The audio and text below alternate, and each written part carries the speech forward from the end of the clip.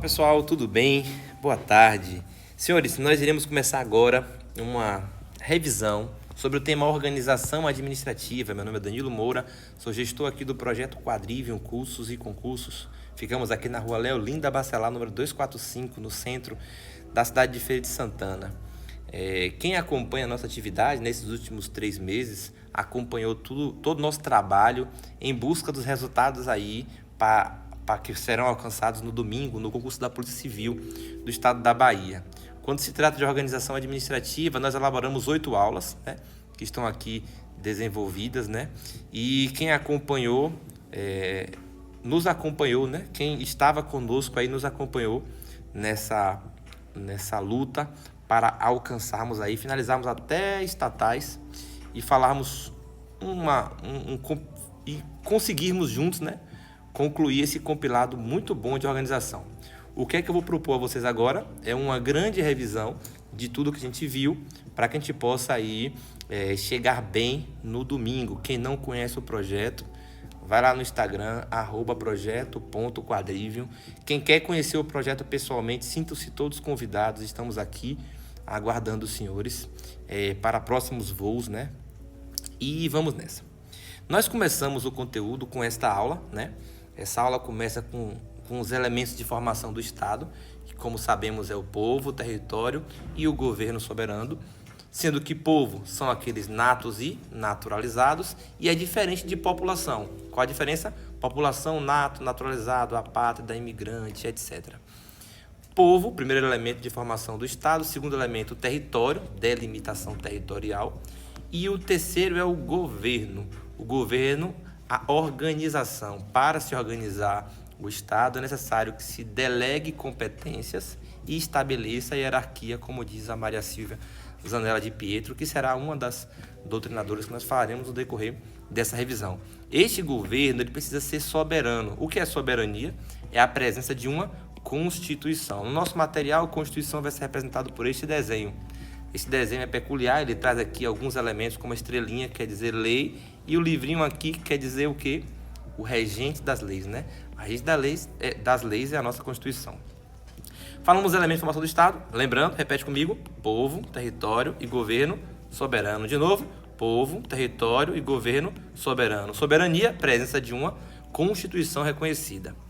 Estes elementos que compõem o Estado, né? A gente colocou um quadradinho aqui, colocamos no centro do Estado o objetivo, né? A defesa dos seus interesses, defesa, no caso, dos interesses nacionais. Antes do ano de 1789, nós tínhamos a figura do rei defendendo os interesses nacionais. Estava aí configurado o estado de polícia. De 1789 a 1799, aconteceu a Revolução Francesa, né, dando fim ao estado de polícia e iniciando o estado de direito.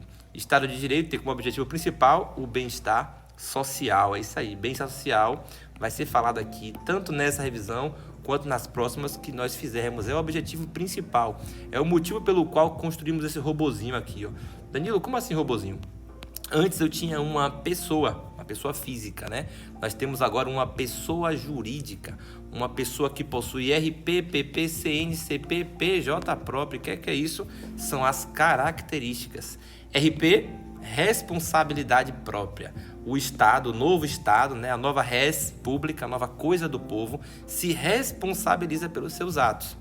A nova coisa do povo tem PP, que é patrimônio próprio, é isso aí. Por exemplo, o Brasil, quando você vê uma viatura da Polícia Federal, aquela viatura é da União, a viatura é do Brasil, é um patrimônio próprio do nosso ente federado. Tem CN é o quê? Capacidade negocial, o Estado pode comprar e vender. CP, capacidade processual, ele pode figurar no polo passivo ativo da demanda, ele possui capacidade de processar e ser processado. E por fim, PJ próprio, que é a sua personalidade jurídica própria. Esse robozinho, ele recebe o nome de ente federado, né? Na verdade são vários nomes, né? Ente federado, pessoa federada, ente político, pessoa política, poder central, centro de poder. Nas questões, quando vierem essas palavras aqui, ó, a gente vai estar ciente de que estamos falando do nosso Estado. certo? O Estado, para conseguir gerir melhor, ele precisa se subdividir. Como a gente falou aqui no finalzinho, ele é um centro de poder. Olha só, centro. Se eu me subdivido, por exemplo, se eu crio outro estado, ou crio outro município, crio outro ente federado, eu tenho aí descrito para mim a descentralização. Olha, centralização, poder central, centro de poder. E de que forma? Política. Por que política? Porque eu criei uma nova pessoa política, um novo ente político. Quais são as pessoas políticas, os entes políticos? União. A União é uma das pessoas políticas. A administração pública direta. Os estados, o município e o Distrito Federal. A União traz como característica principal a defesa de interesses nacionais. Os estados, defesa de interesses regionais. Os municípios, defesa de interesses locais. E o Distrito Federal, defesa de interesses regionais e locais. Novamente, a criação de entidades da administração pública direta é chamado descentralização política, porque criamos pessoas políticas. Quais são as características das pessoas políticas, Danilo? Primeiro, elas buscam seu fundamento aonde? Na Constituição, na CF de 88. O fundamento delas está aqui. Segundo, elas editam leis. É isso aí. Quando você vê a Lei 8.112, lei que regula os agentes públicos da administração pública federal. Opa, então é uma lei criada pela União? Sim. A União, então, tem a capacidade de editar leis. São vários centros de poder, já falamos aqui, centros de poder, com as suas atribuições previstas aonde? Novamente, na Constituição Federal da República. Então, são as características da nossa administração pública direta, né? Beleza. Consigo gerir bem assim? Não. Preciso de outro processo para gerir melhor? Sim. Qual o nome desse processo? Descentralização, logo a criação de outro centro também, mas não política. Agora, administrativa. Nós temos aí a criação da tal da fase, um outro robozinho menor, legal. Danilo, me explica aí como é que funciona esse negócio de fase. F, fundação pública. A, autarquia. S, sociedade econômica mista. E E, empresa pública. Cada um destes são entidades administrativas que compõem a administração pública indireta. Existem características peculiares de cada uma delas. Por exemplo, fundação pública, um patrimônio pré-ordenado a certo fim social, como diz o José dos Santos Carvalho Filho, ou uma personificação de um patrimônio, como diz a de Pietro. A autarquia é uma atividade, uma entidade administrativa de direito público que é criada para a execução de atividades típicas de Estado. A sociedade de economia mista e a empresa pública compõem aqui as estatais, né? Onde o objetivo maior é a prestação de serviço normalmente remunerado.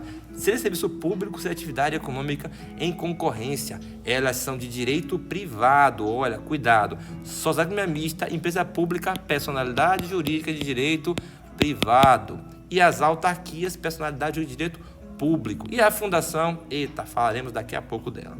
Quando a entidade, o robozinho maior, né, a República Federativa do Brasil, União, Estado, Município, UDF, constituem para si as suas entidades da administração pública indireta, através do processo de descentralização administrativa, você tem uma passagem de serviço. Quando eu falo em passagem de serviço, quer dizer que esse robozinho aqui recebe a titularidade e a execução do serviço. É isso aí. Quando você cria, por exemplo, a Petrobras, a titularidade, vou usar outro exemplo, você cria a UFBA, Universidade Federal da Bahia, a titularidade do serviço de ensino, pesquisa e extensão é da UFBA.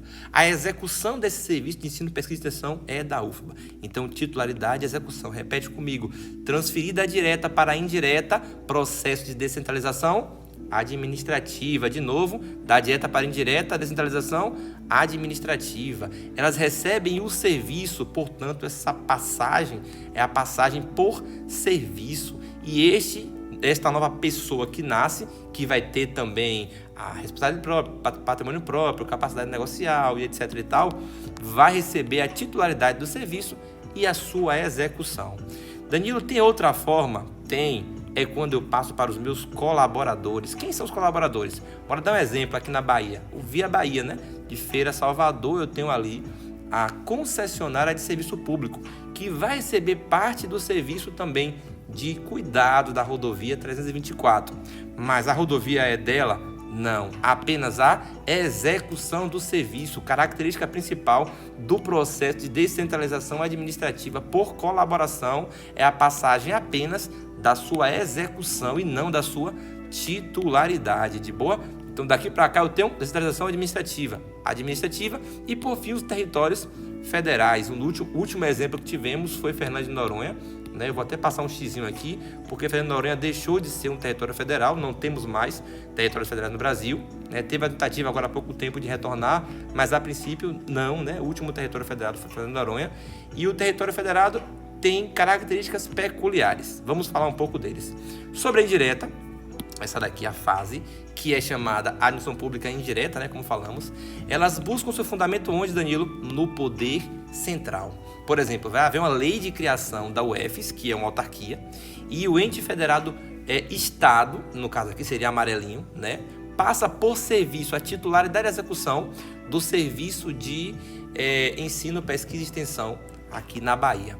Essa autarquia, ela vai buscar o seu fundamento na lei que criou ela e não na Constituição, diferente aqui dos entes federados que buscam o fundamento aonde? Direto na Constituição, beleza? Essas vão cumprir a lei. Que lei? A lei criada. Aprenderemos lá em princípios que a lei precisa ser específica, tratará apenas do tema. É uma lei específica. E possuem capacidade específica. Como assim capacidade específica? Imagine chegar na UFES agora e você encontrar lá um projeto de pesquisa em execução da lavra de jazidas de petróleo. Poxa, se for um projeto de pesquisa com finalidade de pesquisa, beleza. O que não pode é ter a lavra de jazida de petróleo, porque não é de titularidade da UFES fazer isso. Titularidade da UFES é ensino, pesquisa e extensão, e ela possui capacidade específica. Só pode tratar do tema para qual a mesma foi criada. E para a descentralização administrativa territorial, a criação dos territórios federados, a gente tem que o território federado tem a sua natureza de autarquia da União, possui capacidade genérica e possui capacidade legislativa. Lá em Constitucional a gente vê, né, sobre a Câmara Territorial, a gente vê sobre a capacidade genérica diferente da capacidade específica. Pode, nesse território federal, tratar de diversos assuntos e a natureza dela, a autarquia da União. Resumindo rapidamente, falamos aqui o que é Estado de Direito e Estado de Polícia, falamos da informação do Estado, quais são as características, falamos que para gerir melhor eu posso gerir por descentralização política ou por descentralização administrativa, falamos dos entes federados, pessoas políticas, pessoas federadas, falamos do território, da colaboração e do serviço, e agora, para finalizar esse primeiro ponto, que é a aula 1, nós traremos o bizu mais importante desta primeira página. Muitas questões caem buscando este detalhezinho. Desconcentrar tem a ver com criar órgãos. Descentralizar, criar entes ou entidades. Por exemplo, dentro do meu ente federado, União, Estado, Município, DF, eu tenho um órgão. Esse órgão passa uma atribuição sua para outro órgão, sem que saia de dentro da mesma entidade política, do mesmo ente político. O que aconteceu aqui? Uma desconcentração, ou a criação de um órgão, ou a passagem de uma função ou de um serviço. Pensa comigo, se desconcentração é a criação de um órgão, concentração é o retorno disso para cá, ou o desfazimento, né, de um órgão. Quando um órgão ele é desconstruído, ele é extinto, as atribuições vão para outro órgão, logo eu concentrei a minha função. Se eu crio um outro órgão e passo para este órgão as funções, então eu desconcentrei. Mas se o âmbito é externo, eu descentralizei, criei outro ente ou entidade, com muito cuidado, porque descentralização pode também ser territorial, pode também ser por colaboração, né? Lembrando que serviço e colaboração, a diferença é que um passa a titular da execução e outro passa apenas a execução. Temos, para fechar esse primeiro ponto aqui, os 3 tipos de desconcentração, que é a territorial ou geográfica, que são quando as competências são divididas, delimitando as regiões onde cada órgão pode atuar. A desconcentração material ou temática, que é quando há a distribuição de competências mediante especialização de cada órgão em determinado assunto, e a desconcentração hierárquica ou funcional, que utiliza como critério a repartição de competências em relação à relação de subordinação entre diversos órgãos. Então, uma tem a ver com a hierarquia, outra com o tema que é abordado, a competência, né? E outra com a questão geográfica de território. Certo. Fechando o nosso encontro, leremos aqui o artigo 18 da Constituição, que diz: a organização político-administrativa da República Federativa do Brasil, República coisa do povo, federativa nossa forma, e do Brasil, né? Compreende a União, os estados, o DF e os municípios, todos autônomos, com muito cuidado. Existe aqui, ó, autonomia e não soberania. Soberana é a República Federativa do Brasil, né? Nos termos desta Constituição. Partindo para a nossa segunda aula, falamos aqui da Constituição, partindo dela, eu tenho dois pilares fundamentais, dois assuntos, dois tópicos que nós encontramos dentro da Constituição. Quais são estes? Normas de organização do Estado e os direitos e garantias fundamentais. Gente, essa aula é a aula dentro do nosso material que deve ser observada com mais atenção, pois é nela que nós temos a maior concentração de questões. Então, teremos todo o cuidado aí para falarmos sobre ela, beleza?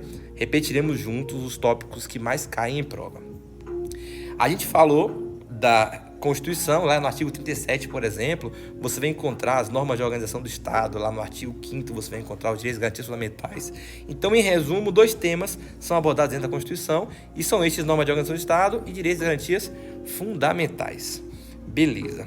Nós pegamos o quadradinho aqui, ó, a delimitação territorial, lembrando quais são os três elementos de formação do Estado: povo, território e o governo soberano. Território, delimitação territorial. Se é quadradinho, é a União. Lembra que nós falamos aqui em cima, olha só no peito da União aqui, ó, o quadradinho, tá vendo? Então, digamos que esse seja a União. Nós dividiremos a União em três, que são os poderes: poder executivo, poder legislativo e poder judiciário. O poder executivo, que vai ser o centro das atenções aqui no nosso material, está relacionado com o que a gente falou na aula anterior: a distribuição de competência e o estabelecimento da hierarquia. Se você observar aqui, ó, no nosso diagrama, nós temos um fluxograma aqui, tá vendo? Compilando aí as atribuições lá no presidente da República, que é a presidência da República, na verdade, que é o órgão maior, que a partir dele vai emanar aí as determinações para que haja um comando, né? Então, qual é a relação que eu tenho do presidente para com os ministérios, do ministério para com o órgão, dos órgãos para com todos os órgãos? No nosso material temos essa setinha laranja, azul e roxa. Laranja é hierarquia e subordinação. Então, muito cuidado. A relação interna dentro da administração é de hierarquia e subordinação. Cuidado, não de vinculação. A nossa prova gosta muito de confundir vinculação com hierarquia e subordinação. Internamente, dentro dos órgãos, nós temos uma relação de hierarquia e subordinação. Coordenação e subordinação. Funciona da seguinte forma: esse aqui é um servidor público, por exemplo. Esse maquináriozinho aqui, ó, conectado, é porque ele não é uma pessoa comum. Ele é uma pessoa legalmente investida em um cargo público. Cargo público, conjunto de atribuições e responsabilidades previstas na estrutura administrativa que devem ser cometidas a um servidor. O servidor, ele tem o dever, a obrigação de observar os processos. E nessa observação, ele só poderá fazer o que está previsto na lei. Quando vemos lá em princípio, vocês vão ver, tá vendo? Que aqui eu tenho um livrinho chamado Lei em Sentido Amplo, e o Estado, aquele que a gente viu, né, lá em cima, este aqui, ele está preso dentro dessa lei. Ele não pode fazer o que ele quer, porque o Estado não se rege pelo princípio da autonomia da vontade, se rege pela legalidade. Se a lei define, ele pode fazer. Então, o agente, que faz parte aí do Estado, ele não pode fazer o que quer. E quando ele está trabalhando, ele observa os processos e tenta controlar os processos. Como é que eu vou controlar? Fiscalizando, revisando os meus atos, anulando os que são ilegais. e revogando aqueles que são inconvenientes e inoportunos. Eu vou, para controlar minha máquina, dar ordens, delegar e avocar atribuições, revisar os meus atos, com muito cuidado, porque a anulação dos atos, os atos anulados, eles são inválidos. Porque, como diz na súmula 473, a administração pública poderá anular os seus atos, quando derivados de vícios que os tornem ilegais, porque deles não se originam direitos. Então, são inválidos porque a partir do momento que há um vício, automaticamente a ilegalidade, né, se inicia. E a gente tem aí o quê? Porque deles não se originam direitos. Então, desde sempre são inválidos. E revogá-los por motivos de conveniência ou oportunidade. Revogação é diferente de anulação e muito cuidado, que a gente vai ver isso aqui várias vezes, e isso cai bastante na nossa prova, beleza? Qual o primeiro controle que eu tenho enquanto administrador? Controle de hierarquia e subordinação. Qual o segundo? Controle de mérito. Mérito tem a ver com liberdade de escolha. É a capacidade de escolher. Se eu fui eleito como prefeito, a mim foi dado o mérito da escolha de como dar as ordens e as diretrizes e o comando do ente federado do município. Então, se a mim é dado essa escolha, o poder de escolha não pode sofrer interferência de qualquer outra pessoa. E como eu estou preso na lei, como diz aqui na legalidade, se eu ferir a lei, aí sim cabe controle. Observe, quando um órgão observa a atuação de outro órgão e percebe que o outro feriu a legalidade ou feriu o mérito, ele não pode, ele deve revisar os atos, anulando os que são ilegais e revogando os que são inconvenientes e inoportunos. É um dever do administrador. Porém, existe um controle de outro poder? Sim. O poder legislativo, por exemplo, exerce controle de mérito e legalidade. Por exemplo, quando o TCU fiscaliza as contas do ente federado, exerce do legislativo para com o executivo controle de legalidade e mérito. Danilo, o judiciário exerce controle de mérito? Não. Repete comigo. O judiciário não exerce controle de mérito. De novo, o judiciário não exerce controle de mérito, apenas de legalidade. Por exemplo, Lei 14.133 de 2021, a lei dos contratos, a lei das licitações. Na lei de licitações tem lá uma determinação e o Estado feriu um comando legal. Logo, olha a setinha azul aqui, existe controle interno de legalidade dos atos da administração. Beleza? Então, o administrador, ele vai revisar os processos, controlando aí de forma hierárquica, subordinada, controlando o mérito, controlando a legalidade, e estas são formas de controle interno. O Legislativo e o Poder Judiciário também vão estar controlando. Lembrando que o Judiciário não exerce controle de mérito, beleza? Então, a gente tem aqui esse primeiro ponto, as informações importantes e o controle interno, esses três controles que já falamos. E muito importante entender que o administrador pode dar ordem, delegar, avocar, revisar os atos, anulando os atos que são ilegais, revogando os atos que são inconvenientes e inoportunos. Lembrando que os atos ilegais são também atos inválidos, como diz na súmula, porque deles não se originam direitos, ou revogando-os por motivo de conveniência e oportunidade, com cuidado, respeitando os direitos adquiridos e ressalvados em todos os casos a apreciação do poder judiciário. Um dos pilares do Estado de Direito é a inafastabilidade do controle jurisdicional e o princípio da legalidade. Veremos lá em princípios. E por falar em princípios, o agente público conectado à coisa pública, que está presa na lei com base no princípio da legalidade, obedecerá a uma sequência gigante de princípios. E isso que a gente falou agora emana de princípios específicos. Por exemplo, o princípio da hierarquia. O princípio da hierarquia, olha o bizu, é froda. R-O-D-A. O que é editar atos normativos. F, fiscalizar. R, revisar os atos. O, dar ordens. D, delegar. E A, avocar. Olha só, dar ordens, delegar, avocar, revisar os atos.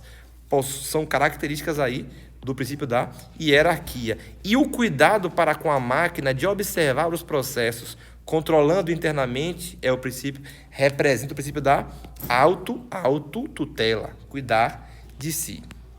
Beleza? Então vamos nessa. Ainda aqui, nós falamos sobre a admissão pública direta, a admissão pública indireta. O controle da direta para a indireta não é um controle interno, como vimos, é um controle externo.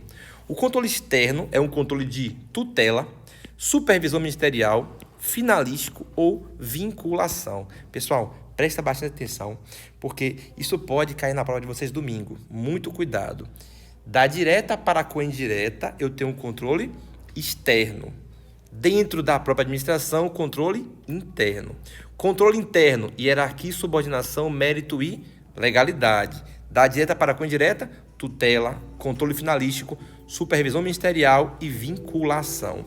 Muitas vezes a questão fala assim, é verdade dizer que a admissão pública direta controla a admissão pública indireta e esse controle de hierarquia ou de subordinação, que é o que fica mais, confunde mais, né? As autarquias são subordinadas ao ente central. Não, subordinadas não. Elas são vinculadas. Beleza? É real que existe dentro da administração uma organização e há um controle de tutela? Negado, nada de tutela.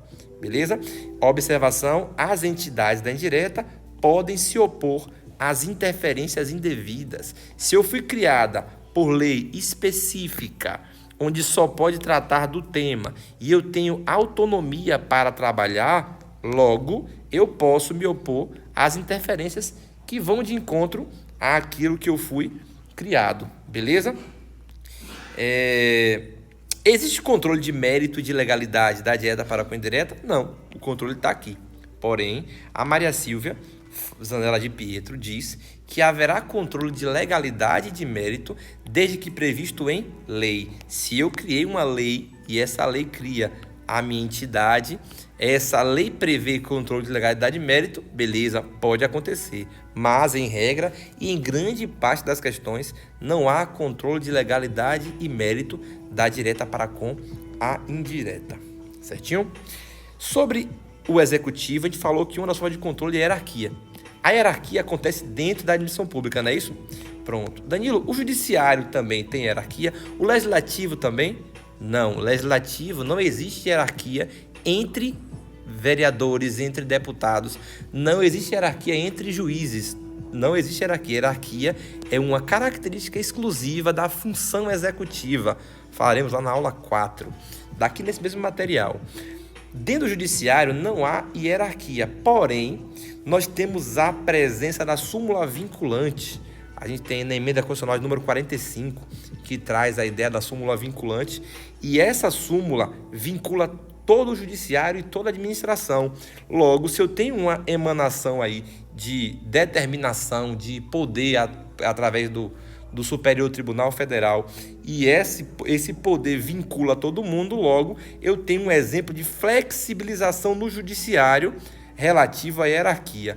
Se a prova da gente falar assim, é verdade dizer que no judiciário existe uma flexibilização em razão da hierarquia, que é a súmula vinculante? Verdade. A súmula vinculante é uma flexibilização.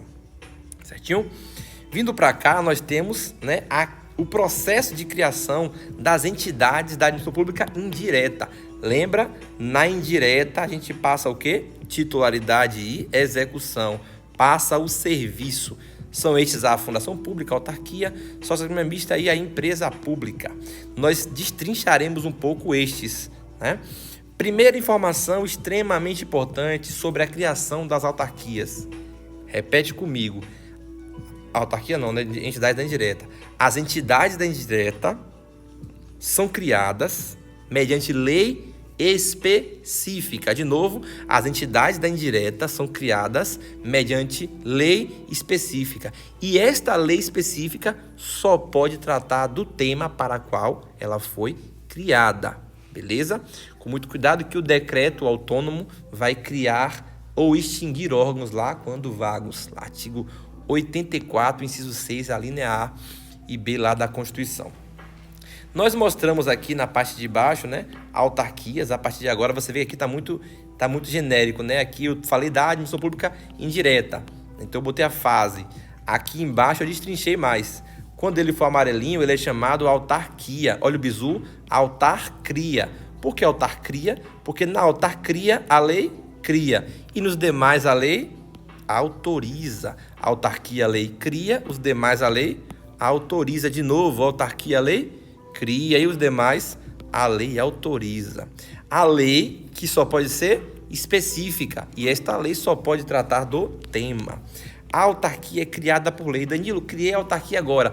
Automaticamente ela já existe? Sim, ela já passa a existir a partir do momento da sua criação. Acontece a mesma coisa com a empresa pública? Não, porque para a empresa pública ou sociedade mista ou as fundações públicas de direito privado, você tem a lei autorizativa, né? A lei que vai autorizar, porém, para que ela passe a existir, eu preciso do registro dos atos constitutivos em cartório.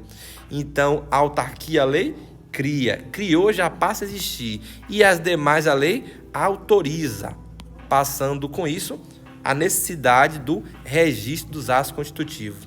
Outra característica fundamental, o decreto vai organizar a administração pública indireta na autarquia depois que a lei cria. Quando eu falo do funcionamento, da competência administrativa ou dos órgãos competentes, eu vou criar um decreto e esse decreto vai organizar. Então, a autarquia, a lei cria e o decreto organiza. Beleza? Autarquia, personalidade jurídica de direito público.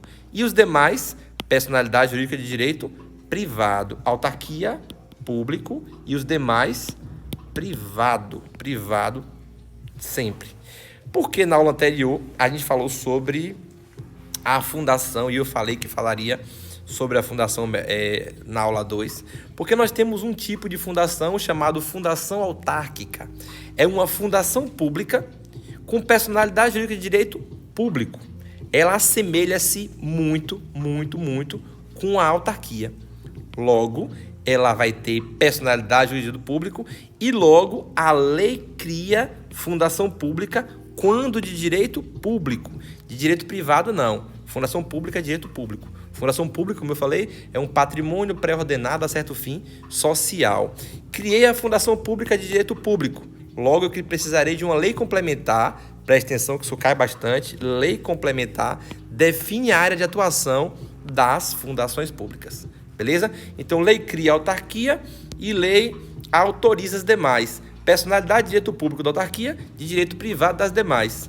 A fundação autárquica vai ter a sua personalidade de direito público e a lei também vai criar. Lembrando que as fundações precisam de lei complementar que define a sua área de atuação. Gente, muito cuidado, porque nós temos, por exemplo, o Decreto-Lei de número 200. Vamos lá, deixa eu abrir aqui para mostrar a vocês. Decreto-Lei de número 200, que organiza a Administração Pública Federal. No artigo 5, fala de autarquia, fala de empresa pública, de sociedade mista e de fundação pública. Se você observar no Decreto-Lei 200, vai dizer que a autarquia foi criada por lei. E que a empresa pública, olha só, também vai ser criada por lei. E que a sociedade mista também vai ser criada por lei. Só a fundação pública é que vai ser em virtude de autorização legislativa. Eita, embolou. Peraí, você acabou de falar comigo que a autarquia a lei cria, os demais a lei autoriza. Agora você está dizendo que a autarquia, a empresa pública, sociedade mista, a lei cria? E aí, eu uso o que na prova? Gente, a regra, a doutrina fala que a autarquia a lei cria e os demais a lei autoriza.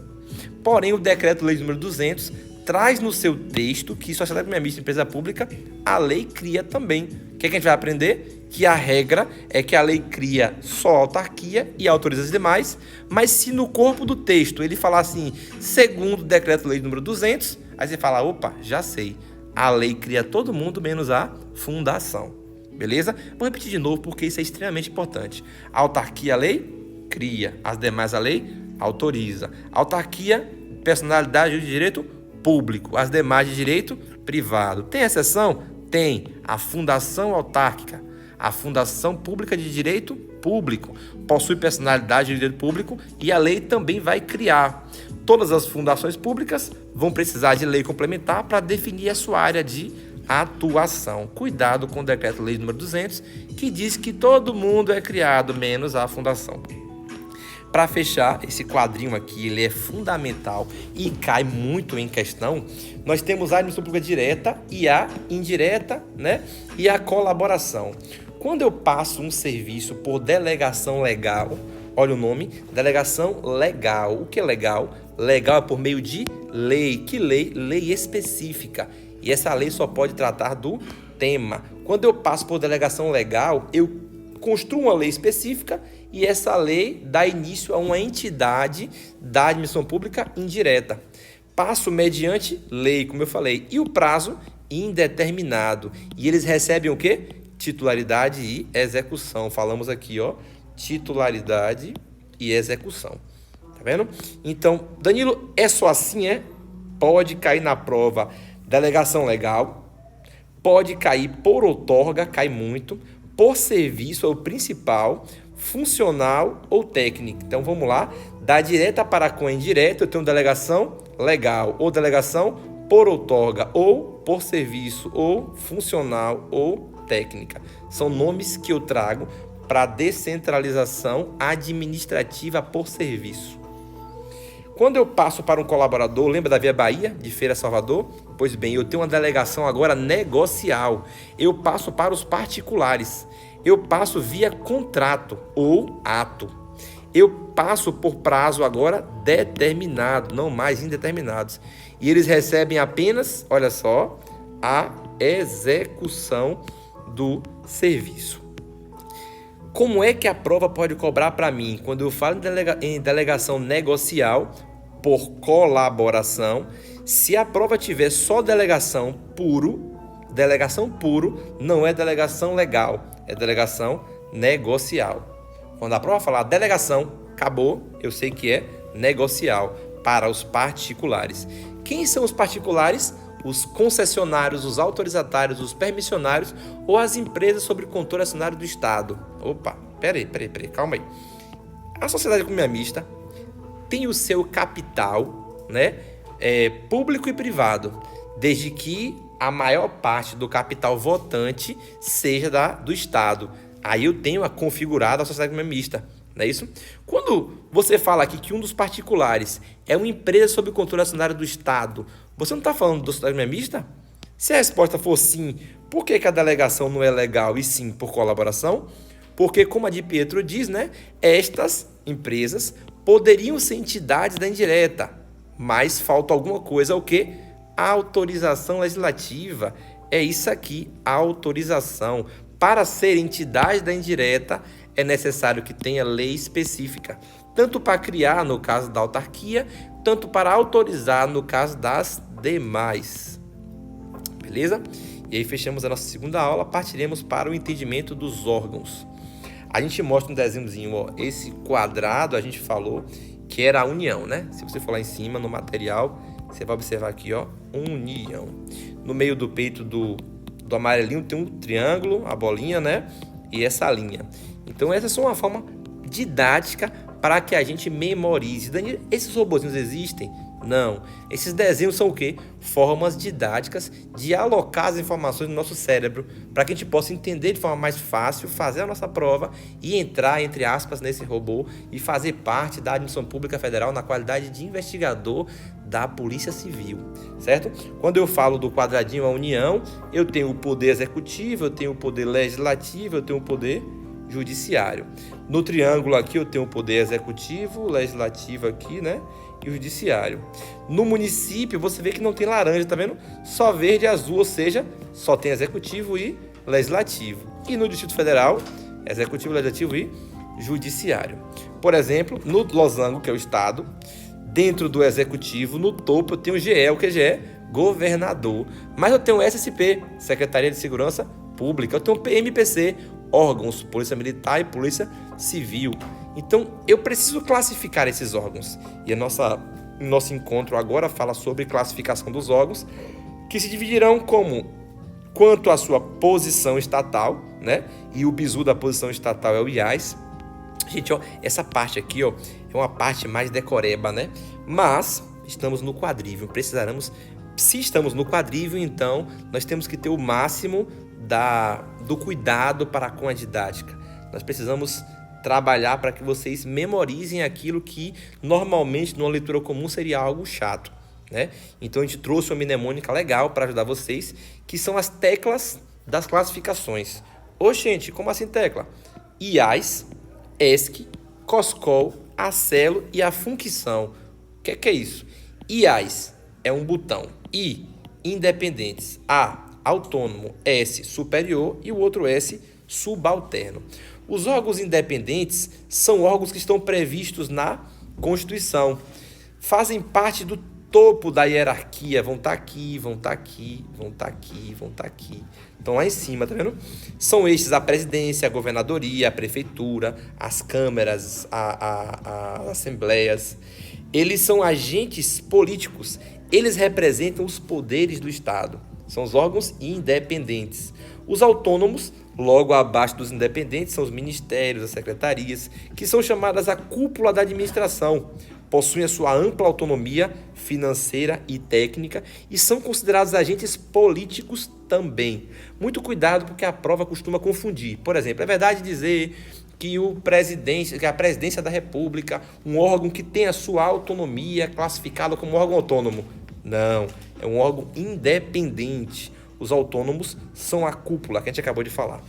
Abaixo eu tenho os superiores, por exemplo, Polícia Federal, os gabinetes, as coordenadorias, que são órgãos de direção, controle e comando na sua área de atuação.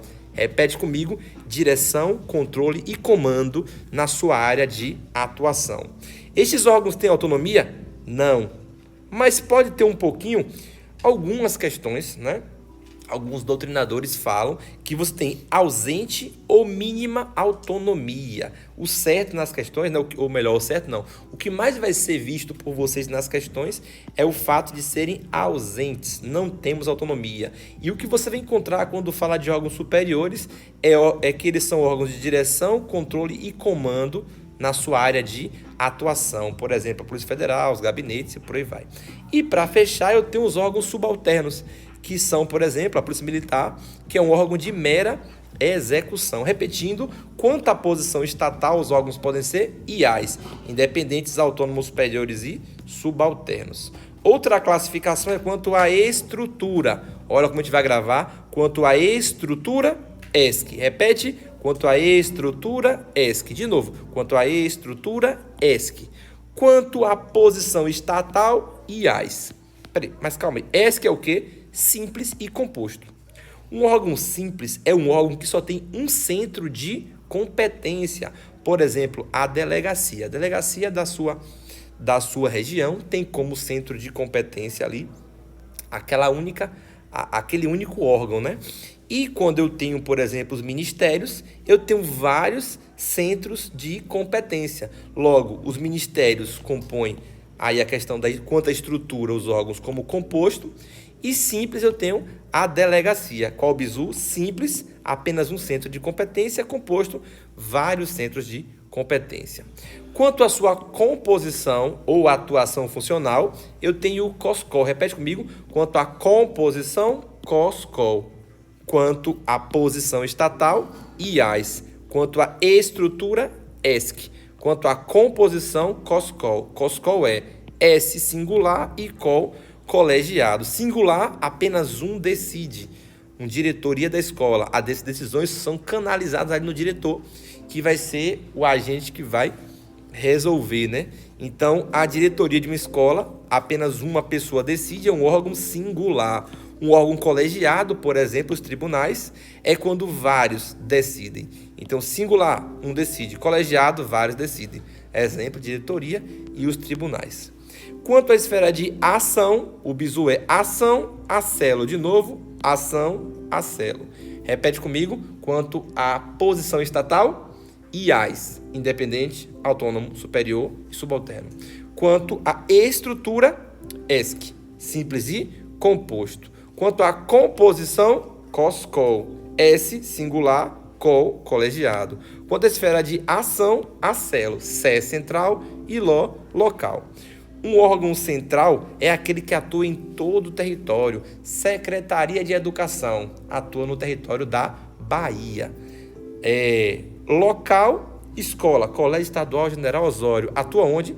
Em Feira de Santana, ali no bairro da Brasília. Então você tem ali em parte do território um órgão de forma local quanto à sua esfera de ação.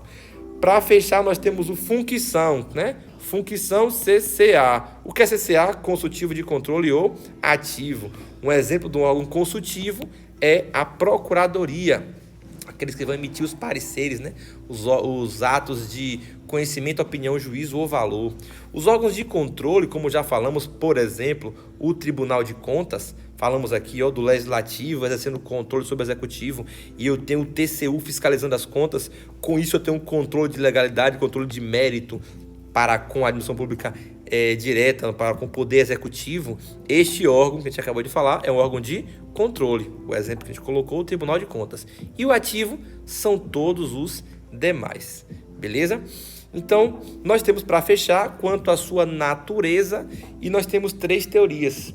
A natureza do órgão obedece 3 teorias. Uma dessas teorias, né? A teoria subjetiva traz a ideia do conjunto de agentes públicos. A teoria objetiva, a ideia do conjunto de atribuições.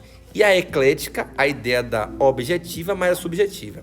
Danilo, como é que eu vou saber que o nome subjetiva está ligado a agentes e objetiva está ligado a atribuições? Então, se você lembrar, subjetiva, quem é você? Objetiva, o que você faz. Pause o vídeo e fale aí 10 vezes. Subjetiva, quem é você? Objetiva, o que você faz. Se eu perguntar subjetiva, quem é você? Logo, eu falo dos agentes. Quem é você? Os agentes, as pessoas político-administrativas, etc e tal. Quando eu pergunto o que você faz, eu falo o conjunto de suas atribuições, suas funções públicas e por aí vai.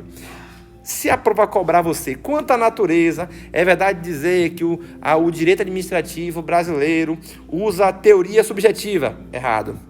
Já sei, teoria objetiva? Errado. A teoria usada no Brasil é a teoria eclética. É a teoria onde os órgãos são compostos por conjunto de agentes e conjunto de atribuições.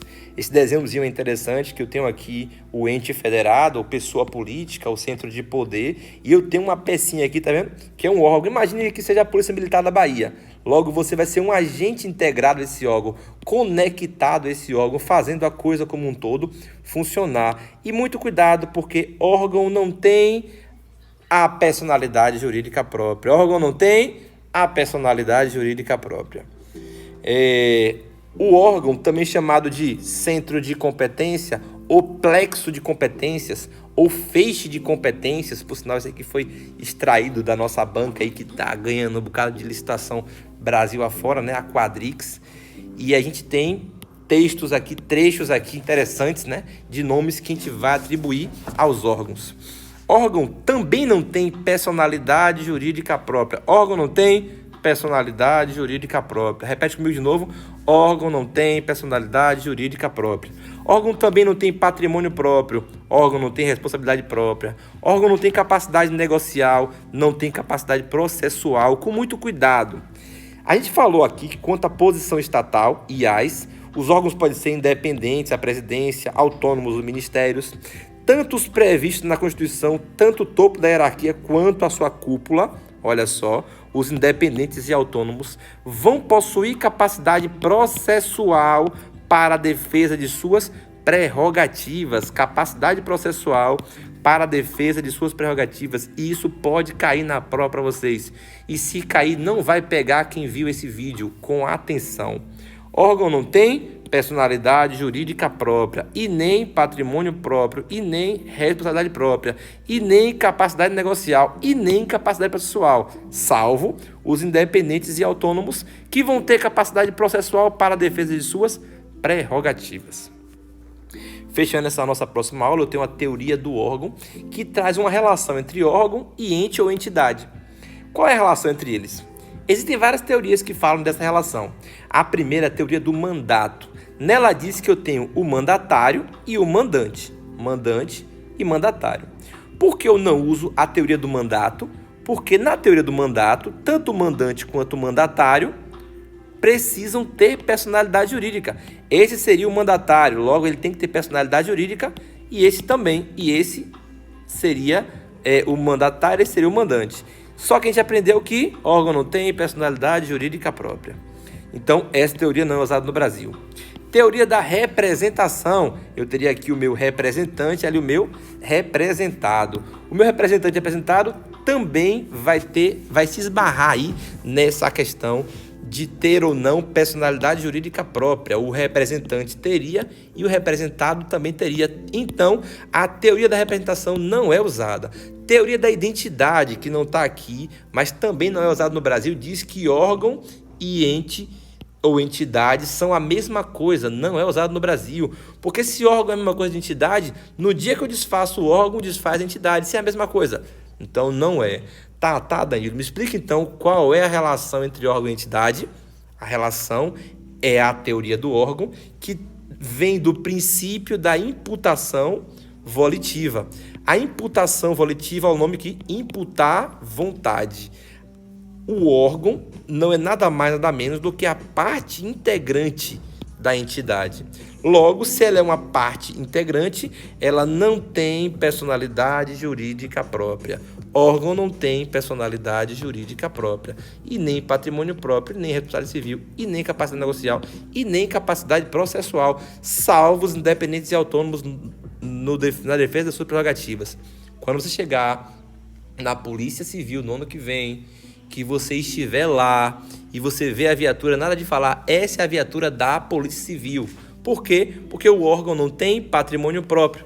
Essa é a viatura do Estado utilizado na Polícia Civil. Princípio da imputação volitiva, e essa é a parte integrante, e ela se encaixa muito bem com o conceito que o Brasil usa, porque a parte integrante não tem personalidade jurídica. Para fechar, como eu falei com vocês, o livrinho é a Constituição e aqui são as leis, né? Se eu quiser criar órgão, eu vou usar lei, né? E lei cria e lei também extingue. Esta vai ser uma decisão política. O Carvalho Filho chama ela de atos de transformação e reengenharia e já caiu também no nosso concurso. Atos de transformação e reengenharia, né? O Estado ele está organizado de tal forma, ele vai ser reorganizado através de lei. Lei cria e a mesma lei extingue. Muito cuidado que dentro do legislativo não vai ser, né? Vamos ter para a criação ou extinção de órgão, ato administrativo. O ato administrativo dentro do legislativo cria ou extingue órgão. Lembrando, novamente, falamos aqui em cima já, sobre decreto autônomo. Lá na Constituição, no artigo 84, nós temos que quem organiza a administração pública federal é o nosso decreto autônomo. Artigo 84, inciso 6, a linha A. Bora dar uma lidinha rápida lá para a gente ver? Bora lá. Constituição Federal. Constituição Federal, artigo 84. Compete privativamente ao presidente da República o que? Dispor mediante decreto, a linha A, organização e funcionamento da administração pública, da administração federal, quando não implicar, com muito cuidado, aumento de despesa e nem criação ou extinção de órgãos, beleza? Já os cargos públicos, quando vagos, poderão ser extintos. Fechamos com isso essa parte de órgãos e caminharemos para a nossa próxima aula, né? Onde observaremos agora a administração quanto às suas funções. Olha só, gente. Esse aqui, novamente, é chamado ente federado, pessoa federada, pessoa política, centro de poder, poder central, né? Dentro da nossa administração, nós temos os três poderes, são eles legislativo, executivo e judiciário. É muito importante nesse momento entendermos que poderes são diferentes de funções. O poder executivo e a função executiva são diferentes. O poder executivo composto aí pela presidência da República e todos os órgãos que estão subordinados, lembrando que não tem vinculação, né? Tem coordenação e subordinação, não é isso? Hierarquia e subordinação. E eu vou ter o poder e dentro dele eu tenho uma função, que é a função executiva. Então, poder executivo, função executiva. Poder judiciário, função judiciária. Poder legislativo, função legislativa. Função jurisdicional. Cada um destes emana atos de produção jurídica. São atos que, a partir desses atos, haverá uma modificação no mundo externo. Por exemplo, o poder executivo, função executiva. Quando o governador determina que na administração a gente precisa trocar os uniformes. Pronto. Por que a necessidade de trocar uniformes de viatura? Para que obedeça ao princípio da eficiência, no sentido de melhor condições de adaptação das novas viaturas, a necessidade de conserto, etc. O que está acontecendo aqui? Está acontecendo que o poder executivo, por meio de ato administrativo, né, vai no exercício da função executiva emanar um ato de produção jurídica. Quando o judiciário está, mediante provocação, julgando, eu tenho a emanação de um ato de produção jurídica. E quando o legislador está lá criando uma lei, eu tenho também a emanação de um ato de produção jurídica. Lembrando que o legislador emana um ato de produção jurídica na sua função legislativa, onde ele estabelece o quê? A lei. E os demais aplicam a lei. Qual é a diferença do decreto lá do executivo para a lei lá do legislativo? O decreto do executivo, como diz no artigo 84 da Constituição, está aqui, né, o decreto para o fiel cumprimento da lei. Quando eu falo de legislativo, o legislativo cria, estabelece a lei e pode inovar no ordenamento jurídico. Então, criar uma lei é criar determinações, utilizando-se aí das normas de supremacia geral. É o Estado determinando para a sociedade como um todo através das suas leis. E o Executivo está aqui para o fiel cumprimento da lei. Vai criar atos jurídicos, né? Criação de decreto, portaria, resolução, instruções normativas, que são emanações aí da função executiva na produção de atos de produção jurídica, né? Onde ele aplica o que foi criado. De forma primária, né, o nosso legislativo, os deputados, os vereadores, vão observar a conduta da sociedade e, quando perceber um problema de ofício, eles vão estabelecer a lei. Logo depois que estabelece a lei, que é algo mais genérico, a administração, percebendo essa lei também de ofício, vai complementar o que foi criado, utilizando-se da função executiva e aplicando, né, através das suas manifestações lá, como a portaria, resoluções, etc. E no meio do caminho, de forma subsidiária, eu vou ter o judiciário, que vai atuar mediante provocação. Quando provocado, o judiciário vai intervir. Beleza? Então, recapitulando, falamos aqui dos poderes, que são uno, indivisível, indelegável, muito cuidado, certo? E os poderes são legislativo, executivo e judiciário. As funções, legislativo, executiva e jurisdicional. Os poderes e as funções, emanação de atos de produção jurídica. O legislador olhou de forma primária, ele vai estabelecer a lei. O setor o poder executivo observou de forma complementar, vai de ofício, assim que foi estabelecido, aplicar a lei, né? Para o fiel cumprimento da lei, aplicar essas demandas. Este, gente, que cai também em questões, é o sistema de freios e contrapesos. Bora tentar entender o que é. Falamos agora do poder executivo, poder judiciário e poder legislativo. E a função executiva, a função jurisdicional e a função legislativa.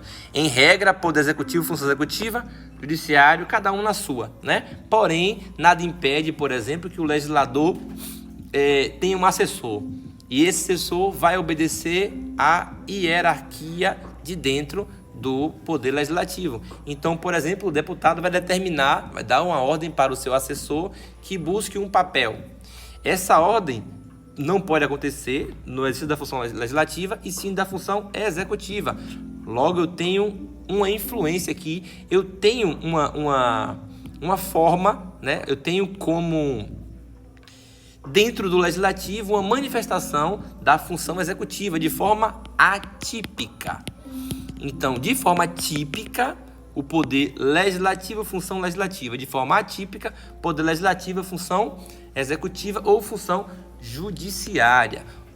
Um poder vai ter, muitas vezes, a influência do outro. Por exemplo, o presidente da República dá iniciativa do processo legislativo, né? É dele que vai ter o início da criação do processo que vai criar um órgão. E a partir daí eu tenho o Poder Judiciário. Esse sistema que congrega tudo, dando o equilíbrio, é chamado sistema de freios e contrapesos ou check and balance, né? E é isso. Vamos lá. Falamos sobre os entes e os poderes e suas funções. Falamos sobre o sistema de freios e contrapesos e entramos um pouco mais na máquina pública, né? Agora trazendo uma perspectiva mais pessoal. Imagine que aqui eu tenho o presidente da República. Aqui eu tenho um seu ministro, o outro ministro, né? E a cúpula da administração, bem como todo mundo que está abaixo. Então, se aqui fosse, por exemplo, o Estado, aqui eu teria atualmente o governador Rui Costa, aqui eu teria os seus agentes políticos ali ligados a ele, né, a cúpula da administração, e aqui teria você amanhã como aprovado no concurso da Polícia Civil, investigador, fazendo parte de um órgão que está integrado a outros órgãos quanto à sua posição estatal e etc e tal, até chegar na cúpula, até chegar na administração. E essa relação dentro dessa relação eu teria hierarquia e subordinação e não teria vinculação, beleza? Quando eu olho a máquina, eu posso olhar sobre dois aspectos, sobre duas perspectivas. Eu posso observar no sentido subjetivo ou no sentido objetivo. Ah, você falou comigo, Danilo, agora sobre isso aqui em cima. Teoria subjetiva, lembra aí? Subjetivo, quem é você? Objetivo, o que você faz. Pausa o vídeo, repete 10 vezes. Subjetivo, quem é você? Objetivo, o que você faz. Vamos usar o mesmo macete para entender. Olha só o governador aqui, ou o presidente, o chefe do executivo. Vai nele e fala assim, de forma subjetiva, macete, quem é você? Quem é você, presidente? E você vem descendo a setinha aqui, ó. Estes, né, são órgãos governamentais, órgãos superiores, órgãos constitucionais, nomes encontrados aí na doutrina para trazer de forma subjetiva a função ali do órgão de cúpula, beleza? E vem cá, abaixo de você, todo mundo que está aqui, quem é você? Bora na setinha de novo? Desce, bora ver. Então vou descer por aqui, ó. Aqui. São órgãos administrativos, órgãos subordinados ou órgãos dependentes. Então, novamente, de forma subjetiva, quando eu falo no chefe, eu tenho os órgãos governamentais, superiores e constitucionais. Quando eu falo na administração como um todo, eu tenho os órgãos administrativos, subordinados ou órgãos dependentes. Isso na perspectiva subjetiva. Quando eu falo objetivamente, o bizu é o que você faz. Então, quando eu falo o que é que você faz, presidente? Faz a função política. Beleza? E o que é que os demais fazem? Olha a setinha. Fazem a função administrativa. Objetivamente, função política, função administrativa. Subjetivamente, órgãos governamentais superiores e subalternos e os demais órgãos administrativos subordinados ou dependentes. Então, estou falando da mesma coisa sob dois sentidos. Lembrando que a prova pode confundir, ó, subjetivo, formal ou orgânico. Objetivo, material ou funcional. De novo, subjetivo, formal ou orgânico. Objetivo, material ou funcional. E quando eu falo em funções, né, eu tenho a função administrativa e a função política, que é o pontapé inicial para essa próxima informação que poderá estar presente na sua prova. Quando eu tenho a cúpula, os órgãos governamentais, quando eu tenho a cúpula, a função política, como foi falado, eu tenho a representação do governo. O governo exerce a função política, essa daqui. A função política é uma função colegislativa e de direção. É da função política que ocorre a emanação de atos políticos. A gente vai ver lá na aula de atos, que atos é um botãozinho, né, dourado. O ato político é um ato que é insindicável ao Poder Judiciário. Atos insindicáveis ao Poder Judiciário. Não cabe controle do Judiciário quanto aos atos políticos, salvo se houver lesão a direitos individuais ou lesão a interesses difusos, interesses de todos. Então, novamente, quando eu falo de forma subjetiva, quem está aqui em cima são os órgãos governamentais superiores e constitucionais. Quando eu falo de forma objetiva, quem está aqui em cima é quem faz a função política. Quem está aqui, que é o órgão governamental, representa o governo.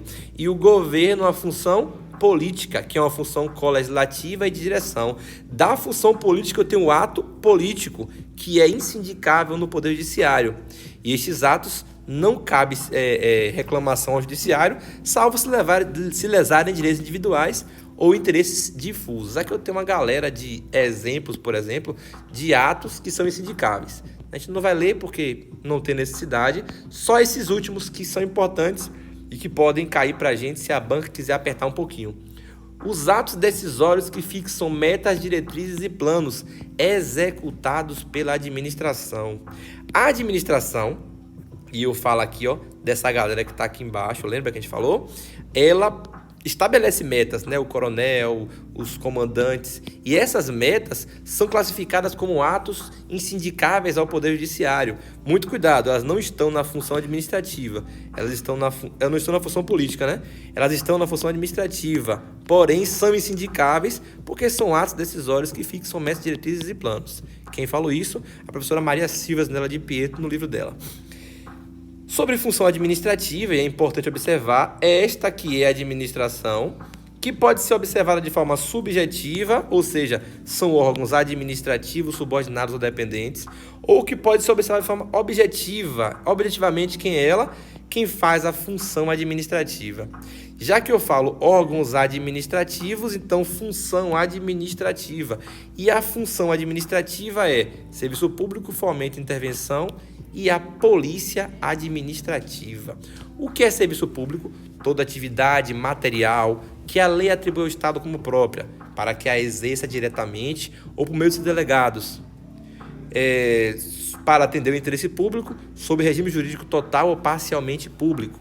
Serviço público precisa ser previsto em lei, primeiro, e segundo, tem que ser feito pela administração ou pelos seus delegados. E a gente vai falar mais sobre serviço público quando entrarmos na aula de serviço público. Fomento é toda atividade de incentivo ou atividade privada de interesse público. Está aí a questão dos auxílios financeiros ou subvenções e das concessões fiscais, por exemplo, que compõem para a gente a ideia do fomento. Intervenção. Intervenção é o seguinte: a intervenção é a atuação do Estado no domínio econômico por empresas, né? Se a intervenção for direta, eu tenho a concorrência e o monopólio. Por exemplo, o Banco do Brasil e a Caixa Econômica, eles oferecem influência dentro do mercado de forma a concorrer com o Nubank, Itaú, Bradesco. E essa criação de entidades para intervir é uma intervenção direta.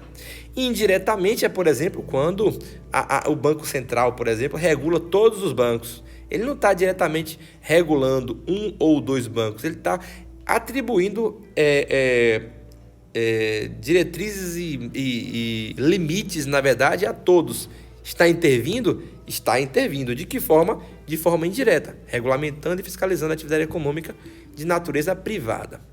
Para fechar o nosso encontro da nossa aula 4, a gente vai entender o que é administração em sentido amplo e estrito. Quando eu falo administrar, né? A de Pietro fala sobre admanustraer, ou ad mais ministro. Administrar envolve a ideia de organização e hierarquia, coordenação e subordinação. Então, quando eu olho todo mundo, quem faz a função política e administrativa, quando eu olho a máquina como um todo, eu tenho a administração em sentido amplo, todo. Beleza? Quando eu falo da administração, aquela máquina que vai estar operando o comando do governo aqui, eu tenho a administração estilo estrito. Então quer dizer que quando eu passar na minha prova no domingo, quando eu for integrado, eu vou ser integrado na administração pública estilo estrito? Sim, se você for observar sem o governo. Mas como o Estado como um todo é governo mais administração, então você vai ser integrado num órgão, né, que se observar estilo estrito, estou falando apenas das funções administrativas, porém, em sentido amplo, estou falando de você também, dessa vez englobando aí o governo, certinho? É isso, na nossa próxima encontro aqui a gente fala sobre autarquia, lembrando, autarquia, porque a lei cria, e os demais a lei autoriza, certinho? Lei cria e os demais a lei autoriza. Quando falamos sobre autarquia, nós falamos que a autarquia é um serviço autônomo, criado por lei, com personalidade jurídica própria, com patrimônio e receitas próprios e que executam atividades típicas de Estado. Repete de novo, executam atividades típicas de Estado. Isso é o que está no texto do artigo 5º do Decreto-Lei número 200, trazendo aqui, de forma legal aqui, né, uma definição para a autarquia. A Constituição também traz um pedacinho, dizendo que a autarquia, lá no artigo 150, parágrafo 2, é imune de impostos sobre patrimônio, rendas e serviços. Bora repetir, porque eu tenho certeza que isso vai estar na prova de vocês no domingo. Presta atenção. A autarquia é um serviço autônomo, criado por lei, com personalidade jurídica própria, patrimônio e receitas próprios, executam atividades típicas de Estado e são imunes de impostos sobre patrimônios, rendas e serviços. Atividades típicas de Estado, como está aqui, né, representado por essa mãozinha com coração, segundo a de Pietro, é uma função administrativa descentralizada. Oxe, peraí. Aqui é administração em sentido estrito. Aqui eu tenho uma função administrativa, serviço público, fomento, intervenção e polícia, certo? Então, o que é atividade típica de Estado? É uma função administrativa descentralizada. Essa daqui é dentro da própria máquina. Se eu vou criar uma autarquia para oferecer um serviço público fora da máquina, eu tenho uma atividade típica de Estado. No Fórum Nacional Permanente de Carreiras Típicas de Estado, nós definimos o que é ou não atividade típica. O Carvalho Filho, no seu livro, traz um ponto que é muito importante trazer para nós também e que cai muito em questão. As autarquias não se envolvem em atividades de cunho econômico mercantil. Exclui o serviço de atividade econômico mercantil. Não pode ter uma autarquia chamada Banco do Brasil. Se tem atividade econômico mercantil, é o quê? É uma estatal, entidade da administração pública indireta, de personalidade jurídica privada. Beleza? Sobre as autarquias, eu vou ter aqui a autarquia comum, o meu primeiro tipo de autarquia, né? Onde a característica principal é que o regime geral, o diretor ocupa cargo em comissão. Lembrando, cargo em comissão é um cargo ad nutum, de livre nomeação e livre exoneração. Os cargos direcionados para a função de direção, chefia e assessoramento são o cargo em comissão e a função de confiança. Função de confiança é para cargo efetivo e comissão, efetivo ou não. Então, a autarquia comum tem como diretor um ocupante de cargo em comissão, o que acaba sendo uma intervenção política dentro da estrutura com a sua criação, certo? Nosso segundo tipo de autarquia é a associação pública. A associação pública, também chamada de autarquia interfederativa ou multifederada, ela decorre de um consórcio público. O último exemplo que tivemos agora foi o consórcio do Nordeste, né? O Brasil, assim como o mundo, foi atacado aí pelo surto do Covid e os estados do Nordeste se reuniram para juntos criarem uma autarquia que iria cuidar da compra de respiradores. E essa autarquia foi criada e os governadores se reuniram, criaram esse consórcio, e aí 2 ou mais entidades políticas se uniram para a gestão associada de serviço público. Repete comigo, gestão associada de serviço público. Quando falarmos de associação pública, autarquia interfederativa ou autarquia multifederada, que é a mesma coisa, são sinônimos. Eu tenho 2 ou mais entidades políticas unidas para a gestão associada de serviço público. E ela faz parte, né, a autarquia, da administração indireta de todos os entes ligados a ela, todos os entes consorciados. Cuidado, cuidado, não podemos ter estado com município de outro estado e não podemos ter união com município, beleza? A associação pública só pode acontecer, não pode acontecer, na verdade, desta forma. Nossa terceira autarquia, já vimos ela, é a autarquia fundacional. É a fundação pública de direito público. Logo, a lei cria. Logo, personalidade jurídica de direito público. É uma pessoa jurídica de direito público. Beleza. Nosso quarto tipo de autarquia é a autarquia corporativa. Quais são as características dela? Ou autarquia federal? Primeira característica, elas recebem fiscalização do Tribunal de Contas. Segundo, elas possuem concurso público. Terceiro, elas não possuem o precatório, né, que é um privilégio. E quarto, elas não têm o foro competente, ou ela tem o foro competente na Justiça Federal. Cuidado, cuidado, cuidado, recorrente demais em questões. Falamos da OAB, que por mais que pareçam muito com a autarquia corporativa, na verdade, não possuem aí a fiscalização do Tribunal de Contas, não possuem concurso público, não tem normas financeiras e o foro competente continua sendo a Justiça Federal. O ministro Luiz Fux, lá no recurso extraordinário 39224, traz para a gente aqui o termo autarquia sui generis, autarquia sem gênero, e diz mais, elas nem compõem a administração pública indireta. Cuidado que caiu em prova. Se você quiser dar uma olhadinha lá, questão Q100, 4739, lá no Q concurso. Beleza? Avançando para nossa quinta autarquia, eu tenho autarquia em regime especial. Essa autarquia é recordista em questões. É uma autarquia que você vai encontrar, caso a gente trate lá de autarquias na nossa prova. E ela fala sobre serviços públicos como regra, porém, pode também tratar de atividades privadas de relevância social, por exemplo, comercialização de medicamentos. Quando você tem a Agência Nacional de Energia Elétrica, você tem uma quantidade de concessionárias de serviço público cuidando. Aqui na Bahia, no caso, Coelba. Quem fiscaliza a Coelba? Quem estabelece regras? Quem observa e fiscaliza o trabalho dessa concessionária? Uma autarquia, né, criada com o fim de coordenar a atuação de entidades, né, que colaboram com o Estado, concessionárias, permissionárias, autorizatárias e por aí vai. Vamos que vamos. Qual a área de atuação delas? Serviço público e atividades privadas de relevância social. Por exemplo, TIM, Claro, Vivo, GVT, Oi, compõem aí telecomunicações, né? O ramo de telecomunicações aqui no Brasil. Quem é a autarquia em regime especial, criada com a finalidade de fiscalizar, coordenar as ações das autarquias, a Anatel. E quais são os elementos que compõem essas autarquias? Primeiro, poder normativo técnico, que quer dizer que elas podem criar normas para regular o setor, e essas normas vão exercer aí o poder de polícia, né? Determinando e dando diretrizes para o andamento deste setor. Muito cuidado, que isso é muito delicado. Carvalho Filho diz que essas normas são complementares à lei e que se introduzem como direito novo. A de Pietro fala que são secundárias e complementares à lei, porém não pode inovar no ordenamento jurídico.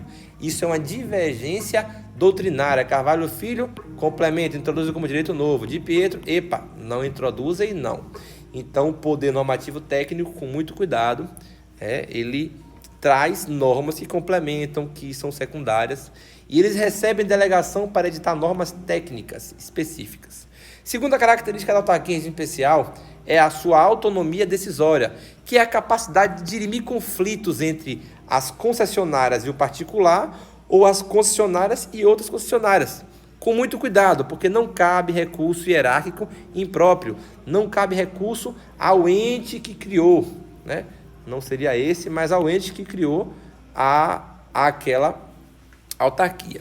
Terceiro, independência administrativa. O que quer dizer isso? Primeiro, mandato fixo. Segundo, necessidade de aprovação do Senado.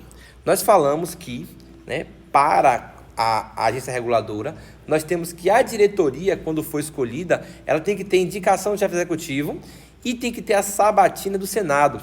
Quando o dirigente é escolhido, ele recebe uma estabilidade. Oxi, mas espera aí. Eu tenho aqui que o diretor ocupa a carga em comissão. Você falou sobre ad nutum, livre nomeação e livre exoneração. Como é que você traz para cá o mandato fixo?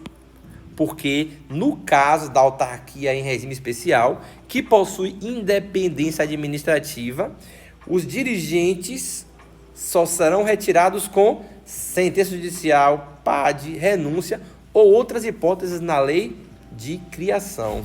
Para escolher, indicação do chefe executivo. Para retirar, sentença, PAD, renúncia e outras hipóteses na lei de criação. Isso é a independência administrativa, beleza? Com cuidado, Carvalho Filho fala que os dirigentes ocupam carga em comissão com investidura a termo. É um trecho que aparece aí nas questões. O 4 fala sobre a autonomia econômico-financeira, que é a questão da dotação orçamentária. Poder cobrar uma taxa, e usar, como eu falei agora há pouco, o exercício do poder de polícia na cobrança dessa taxa para com as concessionárias que estão sob a sua tutela aí, Um resumo sobre autarquias, para começar esse nosso próximo encontro, é que a autarquia, aqui eu tenho a figura como gênero, nós temos 6 espécies, Autarquia comum, autarquia associação pública ou autarquia interfederativa ou multifederada, fundação autárquica, autarquia corporativa e as autarquias em regime especial, com muito cuidado. Toda agência reguladora é uma autarquia em regime especial, mas nem toda autarquia em regime especial é uma agência reguladora. Por exemplo, o Banco Central é uma autarquia em regime especial e ela não é uma agência reguladora, beleza?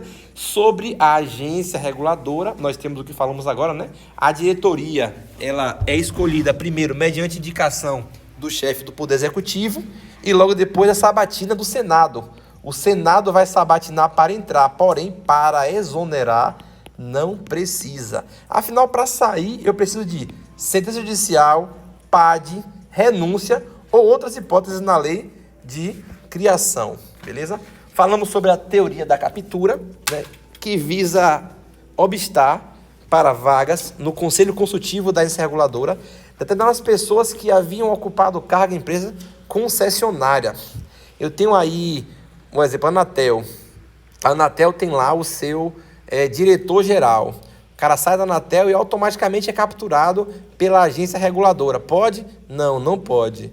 Não pode porque isso vai interferir, no setor regulado. Evita indevidas influências do setor regulado na agência reguladora, de maneira a favorecer as empresas em desfavor dos usuários. A quarentena, segundo a nova lei, Lei 14.848, é de 6 meses. Outra informação importante sobre elas é que não existe desqualificação. Uma vez a agência reguladora, sempre a agência reguladora. Beleza? Então, destes, que são as espécies de autarquia, nós temos que, para elas, os bens públicos. Os bens são públicos. Lembra que a autarquia é um serviço autônomo, criado por lei, com personalidade jurídica própria, patrimônio e receitas próprios e que executam atividades típicas de Estado e estão imunes sobre impostos sobre patrimônios, rendas ou serviços. Os bens, eles são impenhoráveis, imprescritíveis, a sua alienação é condicionada, não cabe oneração, ou seja, penhor ou hipoteca, no caso, penhor para bens móveis, hipoteca para bens imóveis, Quando eu falo de impenhoráveis, eu digo que os bens não são vendidos para o pagamento de dívidas e as dívidas são pagas mediante precatório. Imprescritíveis, o uso do bem por um longo tempo, não torna o usuário daquele bem, de certa forma, o direito ao bem, Uma praça pública, uma entidade, né, um exemplo, não que a praça pública seja autarquia, né? Que não é, mas os bens públicos eles são imprescritíveis, não cabe o tal do uso capião. A sua alienação, ela está condicionada, as condições da alienação vão estar lá no artigo 7.6 da Lei 14.133.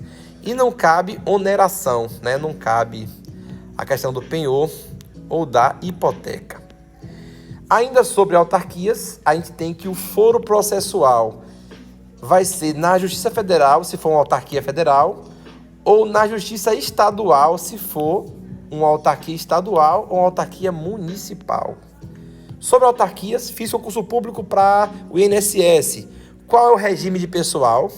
Em regra, o regime de pessoal é estatutário. Porém, o Carvalho Filho traz para a gente que o regime de pessoal poderá ser contratual. Isso gera uma polêmica, mas é interessante observar que poderá ser contratual desde que eu tenha lá, regime jurídico único. Se a entidade da administração pública direta tiver adotado o regime contratual, as entidades da indireta também, conforme adotado pela autoridade política, as demais também a adotariam. Outro ponto importante, responsabilidade civil do Estado. A princípio ela é objetiva. E para as autarquias, também a responsabilidade civil ela é objetiva. E caberá, no caso de insuficiência de recursos, responsabilidade subsidiária. Privilégios. Quais são os privilégios das autarquias? Privilégios processuais, especiais e tributários. Bem, os especiais já falamos, né? O precatório, que é o processo especial de execução, olha ele aqui, tá vendo? Porque são impenhoráveis. E o outro, juízo privativo, foro competente lá na Justiça Federal. Privilégios processuais, prazo em dobro para falar nos autos, dispensa de depósito prévio na ação rescisória, duplo grau de jurisdição, né, o direito de reanalisar o processo, e a dispensa de juntar o instrumento de mandato, que é o documento de procuração que confere poderes a alguém para praticar atos. Falamos sobre estes tópicos aqui que estão lá na questão do processo, né? Direitos processuais. E, por fim, os direitos tributários, que os impostos sobre patrimônios, rendas ou serviços vinculados às suas finalidades essenciais ou delas decorrentes. Então, aqui em cima falamos também, olha só, imune de imposto sobre patrimônios, rendas e serviços. Danilo, qual o prazo de prescrição? Normalmente 5 anos, lá no decreto 20.910, de 32. Porém, nós temos aí a lei 7144, né, no artigo 1º diz que no caso de concurso público da administração pública federal e autarquia, por exemplo, do INSS, por exemplo, de entidades aí da indireta ligadas à administração pública federal, o prazo vai ser de 1 ano, certinho? Fechamos aqui autarquias. Então, recapitulando, nós temos lá em cima os conceitos iniciais, descentralização política e administrativa, avançamos e explicamos o que é as entidades da indireta, continuamos falando sobre a estruturação dos seus órgãos, teoria do órgão, falamos sobre os conceitos, né? Sistema de defesa e contrapeso, subjetivo e objetivo, corremos para falar sobre autarquias, os tipos de autarquias foram falados, finalizamos essa com autarquia em especial, e aí continuamos aqui falando um pouco sobre ela. A teoria da captura foi embora, a escolha da diretoria foi embora, as autarquias como um todo se fecham com o que a gente estudou aqui agora e a gente parte para a agência executiva. Danilo, a agência executiva é uma autarquia? Não. Mas pode ser? Pode. Uma agência executiva é uma autarquia ou uma fundação que cria um plano estratégico de reestruturação e desenvolvimento institucional. Entidade administrativa, que está aqui toda quebradinha, toda lascada aqui, ela vai estabelecer para com a administração um contrato de gestão. Esse contrato de gestão faz com que a administração qualifique ele por meio de decreto. Cai muito sem prova, gente. A qualificação acontecerá por meio de decreto. E aí eu tenho aqui a qualificação e eu crio a minha nova, que é chamada o quê? Agência executiva.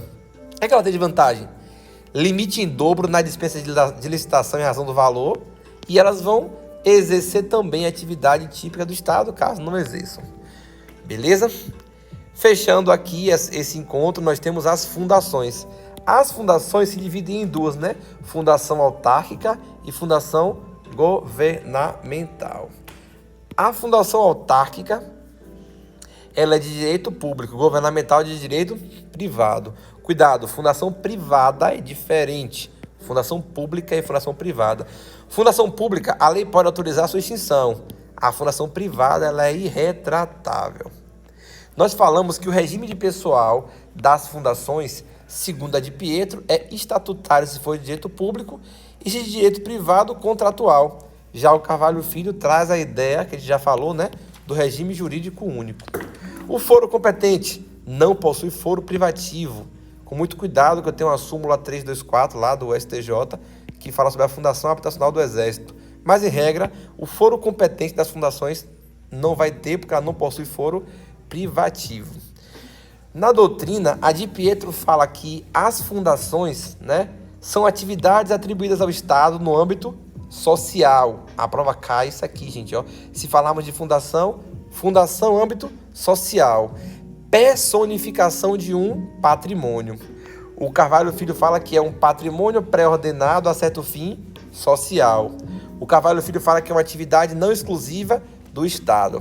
Quando a de Pietro fala isto, né, que é uma atividade atribuída no Estado no âmbito social, ela não difere quanto ao objeto, se for de direito público ou de direito privado. Ela fala, ó, das fundações como um todo, né?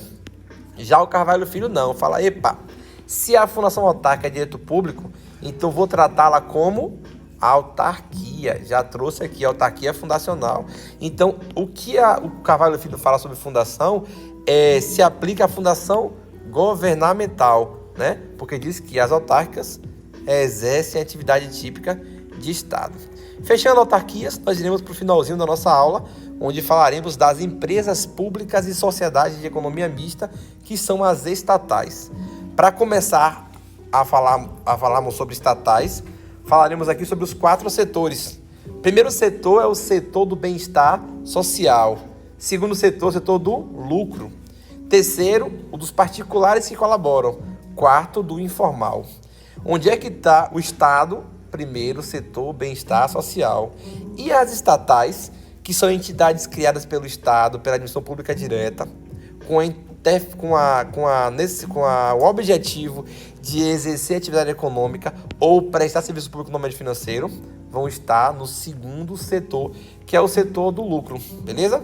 E as paraestatais, cuidado, paraestatal não é estatal. Paraestatal são as entidades privadas, os particulares, que colaboram com o Estado, tipo as ONGs, OS, OCIPs, OS6, Sistema S, por aí vai.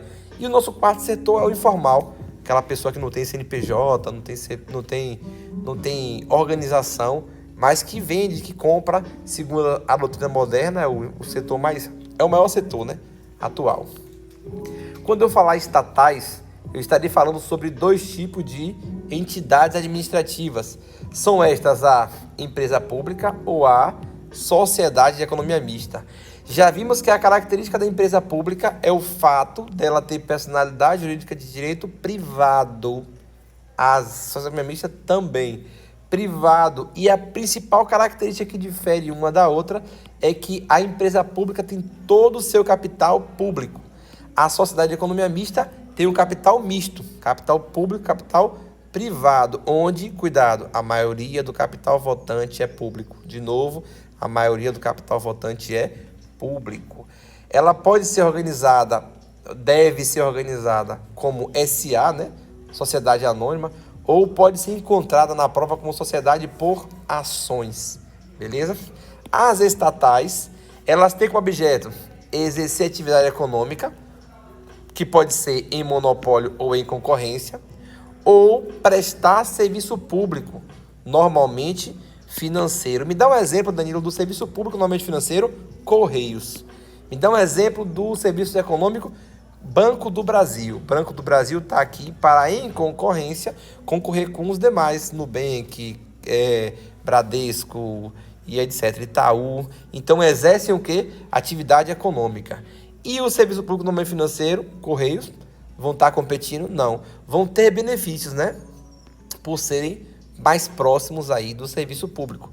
São aqueles que poderiam ser prestados pelo particular. Muito cuidado, Carvalho Filho fala que não pode serviços próprios de natureza indelegável. Por exemplo, segurança pública, justiça e cidadania não poderá ser formatado, né, na modalidade de estatais.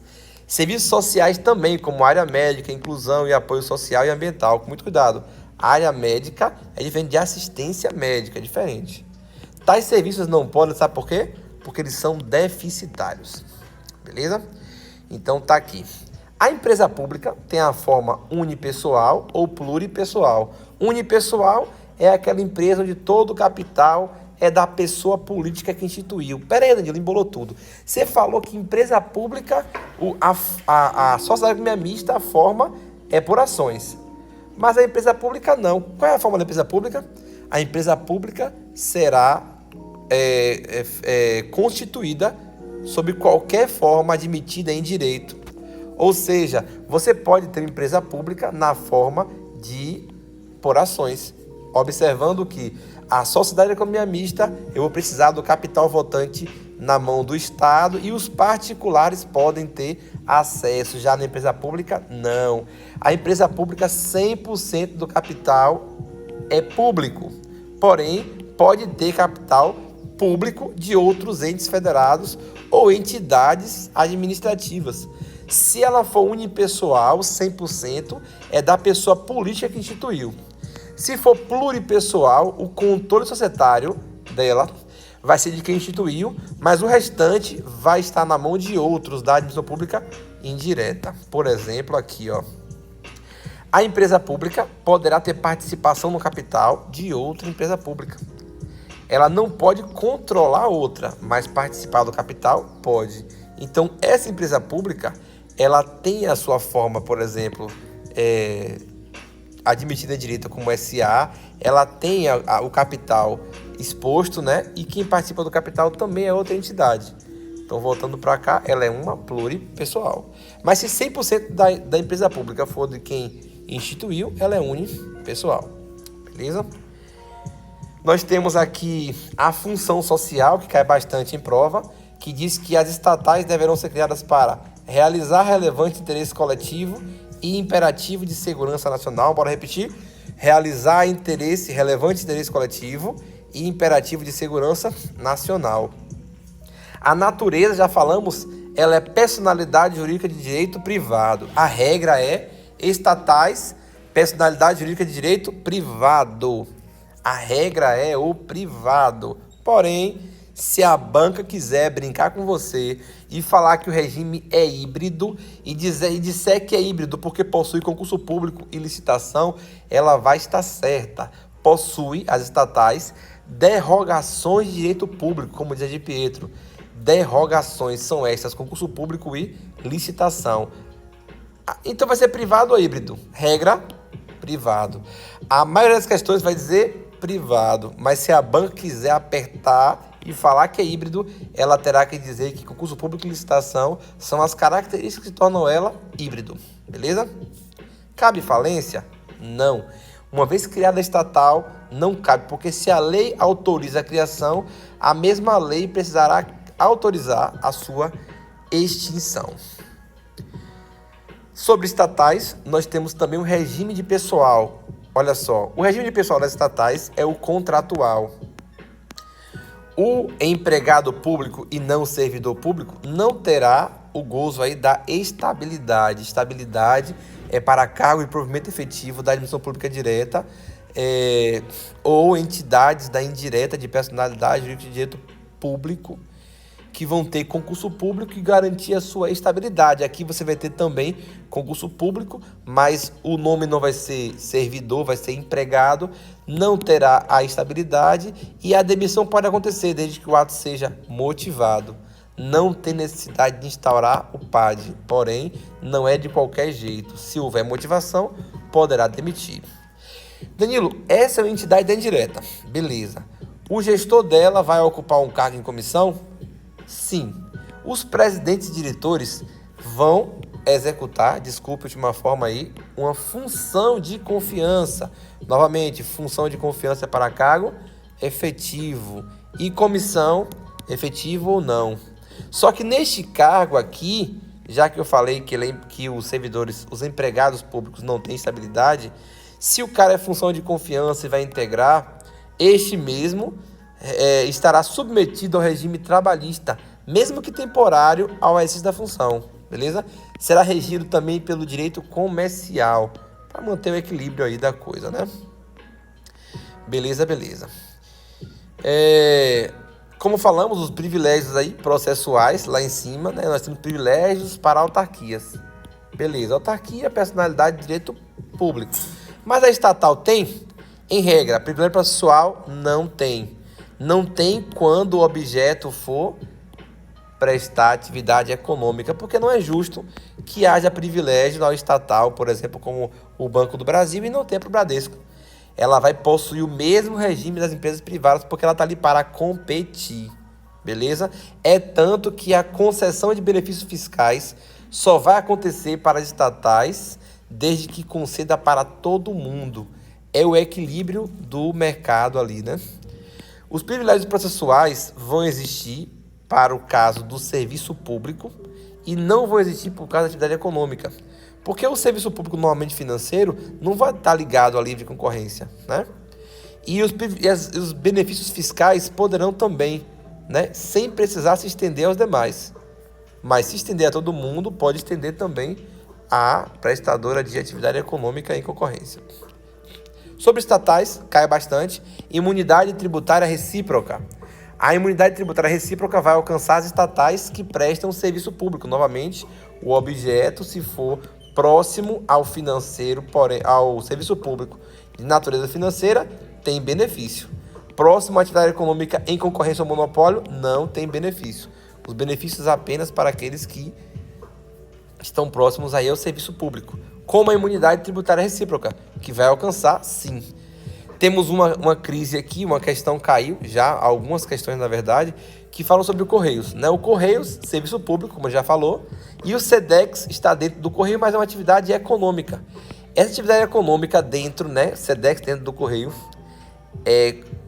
ela está imune também, ela também goza da imunidade tributária recíproca? A resposta é sim, todo mundo é imune, beleza? Sobre estatais, as licitações, né?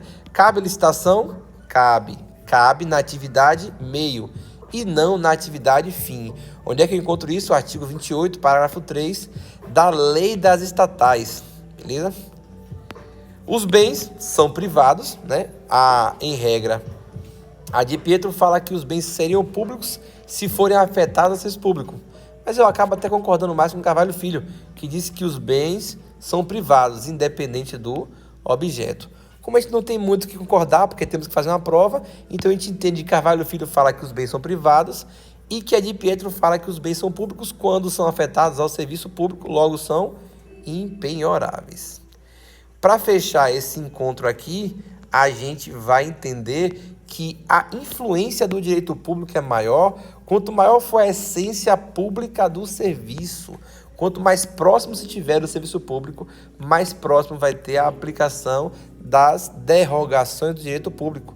Mais próximo você vai derrogar o direito público. Quanto mais distante, menos você vai ter influência. Se a lei for silente e não falar sobre aquela matéria, você vai observar a conduta. Aproximou-se do serviço público, benefícios. Não aproximou-se, equilíbrio financeiro para com os demais, para não atingir a concorrência. Fechando nosso último encontro, nós falamos sobre a autarquia, né? Criamos aqui dividimos, as estatais, né? As estatais, elas se dividem em 4 blocos, né? Internos, 4 órgãos, que é o Conselho de Administração, o Conselho Fiscal, o Comitê de Auditoria Estatutária e a Diretoria, né? Esses são os blocos que se dividem as estatais. Essa daqui, gente, apresentar a vocês são as subsidiárias. Quando fala de subsidiárias, por exemplo, se aqui fosse a Petrobras, aqui seria a Transpetro. A subsidiária integra a admissão indireta? Integra. As estatais vão integrar em primeiro grau e as subsidiárias integrarão em segundo grau.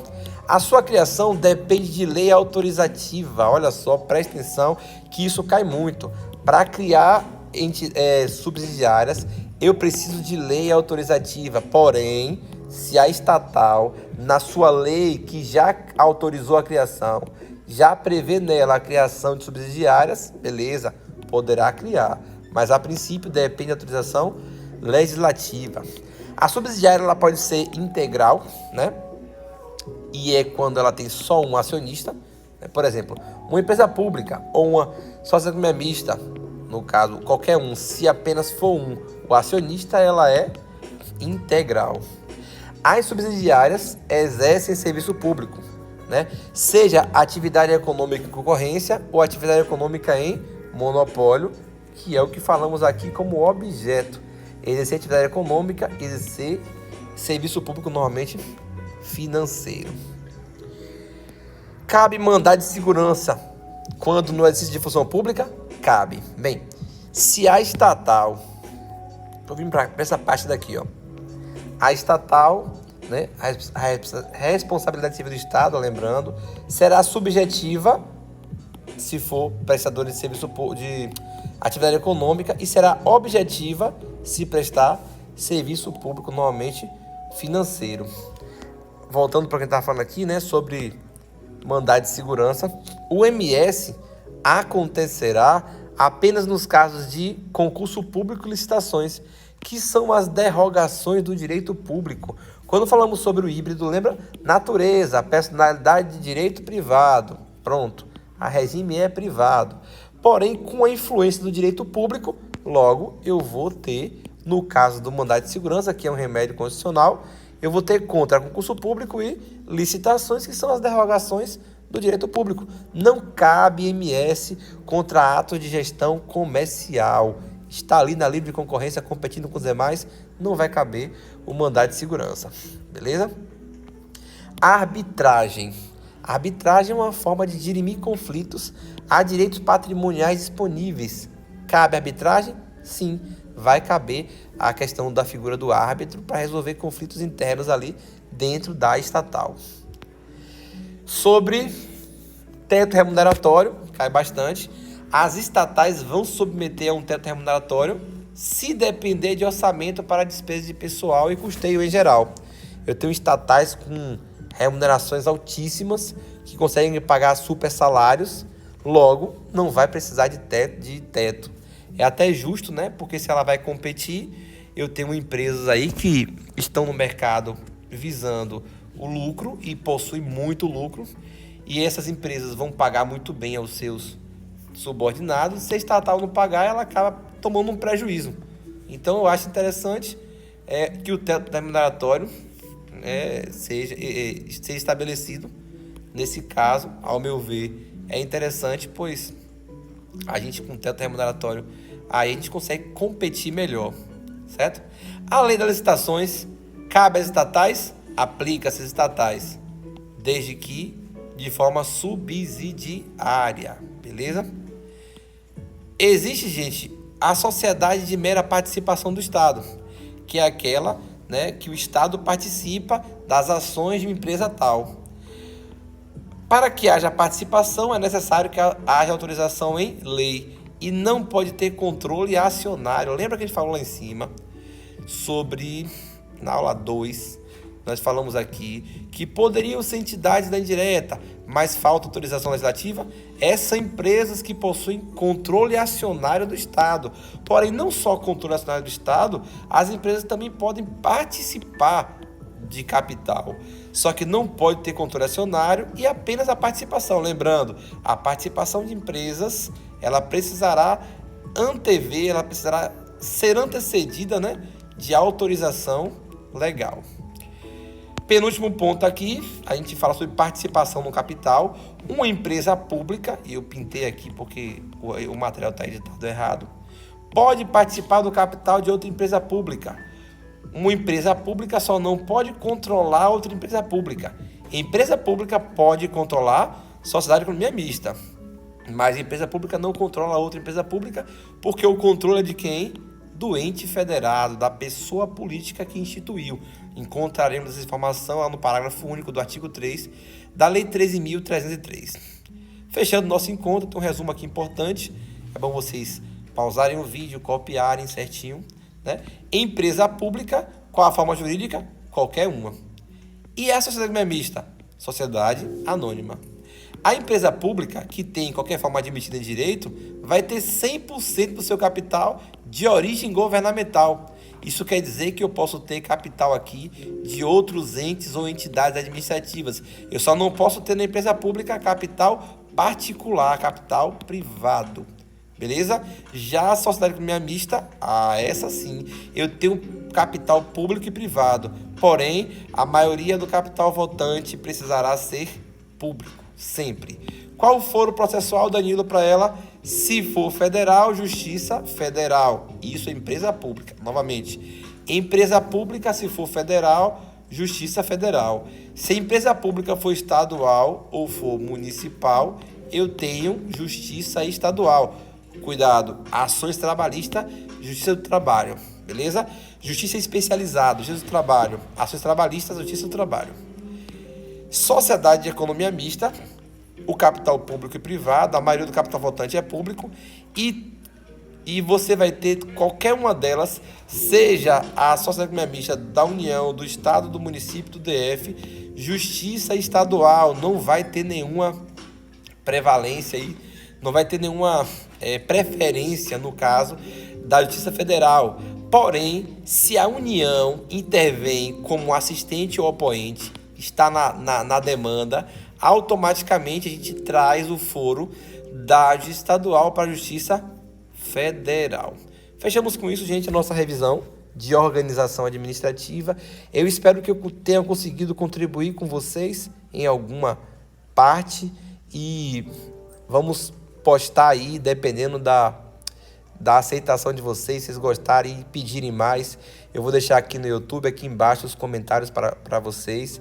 Quem gostou, informa aí embaixo. Se quiserem outro vídeo, informa também. Diz o tema aí de direito administrativo que a gente vai tratar com vocês aqui. Beleza? Um forte abraço, Deus abençoe. Que domingo seja uma prova abençoada e que saiamos aí felizes com nossos resultados. Valeu!